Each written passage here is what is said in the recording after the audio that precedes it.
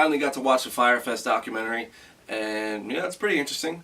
Boy, was that a shit show, though. I mean, it just goes to show you what the youngsters are willing to do nowadays for a little bit of clout. It also shows you that there's a secret society of fucking rich millennials that are willing to spend hundreds of thousands of dollars just to fucking go to the Bahamas and go to a music festival. But anyways, I don't want to hear your sympathy stories. You wasted your money if you went to that thing, and you're a loser. Also, Ja Rule is just like the black market P. Diddy. He's trying to be like this post-rap career, like, mogul. Like, if you see him in some of the footage, like the way he's like acting in the business meetings, the way he's like treating the models, it's like, dude, you got some solid fucking leadership skills. And then, of course, there's the highlight of the documentary, fucking this guy. Now, I don't want the gay community coming at me like, you're a fucking homophobe, you're making fun of us, blah, blah, blah. It's like, no, wait a minute. I don't care if you're gay, lesbian, straight, you know, transgender, mixing it, bisexual, whatever it may be. Fuck whoever you want to fuck. But if you think that you're going to get out of a problem or a sticky situation, no pun intended, by sucking a dick, that's how you're just going to clear your debt or whatever, you're a fucking maniac. If you really think like you were just going to walk into like the mayor of the Bahamas office and like suck his dick for like, I don't even know. That came out of like left field. You know, it was at the end of the documentary. You're just kind of sitting there on your phone at this point listening, and all of a sudden this guy starts talking about how he's going to suck dick for fucking water. And I was like, what? So that was the Fyre Fest documentary. I mean, not a really good look for us millennials. All I can really say is that if you have $100,000 worth of fucking money that you want to go on vacation with, and you're not like a celebrity and you're not famous, how about you just go on a cruise ship for fucking every single week of the year? Next up, to stay with the gay community and, you know, celebrities that are, you know, over-exaggerating and kind of just lying. Lady Gaga.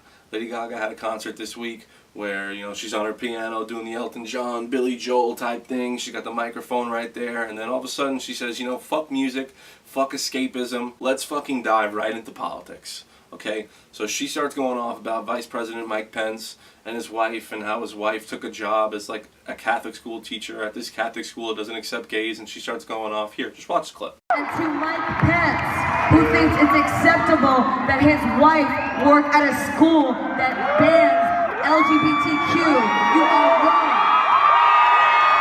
You say we should not discriminate against Christianity. You are the worst representation of what it means to be a Christian. I'm a Christian woman. So she calls him the worst representation of what it means to be a Christian. Now, I mean, look, I'm no Trump supporter. I don't have any. You've seen my videos. I have a lot of hats, but no MAGA hats. You know, I don't like Mike Pence that much either. I think he's like a weirdo. I close my eyes. I kind of think he looks like one of the guys from The Purge or something like that. I don't know.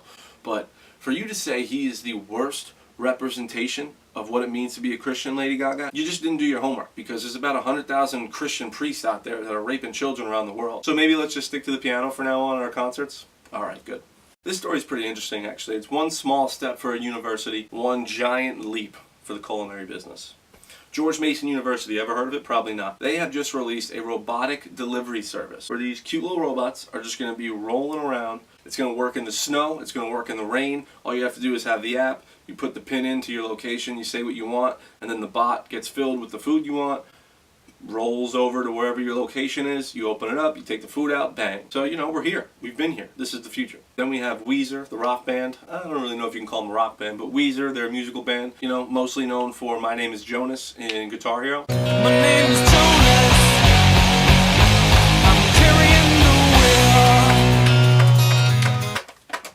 Well, you know, they're still around, just released an album with a track list, and I took a look at the track list, and, you know, a couple of the names sounded familiar. You know, Sweet Dreams Are Made of This, Take On Me, Happy Together, Mr. Blue Sky, No Scrubs, Billie Jean, Stand By Me. All the songs, you know, sounded pretty familiar, so I thought to myself, oh, so you're just going to have these famously titled songs that people already have heard of, and you're going to put your own little spin on it and just make like a new song that's about the same kind of, you know, title. Turns out, no, they just made a cover album where they just kind of cover each song and sing it in their own Weezer type way.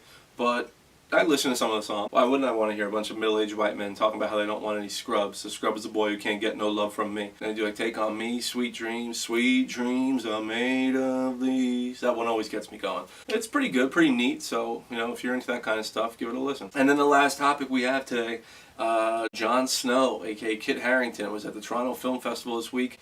He was being interviewed and he started talking about roles, you know, he's always wanted to do. He said he always wanted to be in a Harry Potter movie. Says he's always wanted to play Harry Potter. And then of course, you know, the internet and people just start brainstorming saying like, hey, wait a minute, why can't he play, you know, Harry Potter and the Cursed Child? Because if you don't know, the Cursed Child is about Harry Potter as like an adult when he was a kid and his kid is cursed. Don't know much more about it. I refuse to see the play because I don't want it spoiled to when it's going to be a movie. But when it is a movie, I always said like I wouldn't want anyone else playing it except Daniel Radcliffe. It's a big reason why I won't see the play. Hashtag not my Harry Potter. But, you know, if there's one person that I could, you know, throw that bias aside and kind of just be like, you know, I'm kind of still down, it would be Kit Harington. If Kit Harington was playing older Harry Potter and he had to, like, deal with, like, his cursed son and whatever else the fuck is going on in that story, that'd be pretty cool. So, Kit Harington, maybe, probably not, but maybe in the future playing Harry Potter as an old man, so I'm in on that. And that's all we really have today. America, now, and just remember, kids, sucking dick is not a logical way to solve your problems.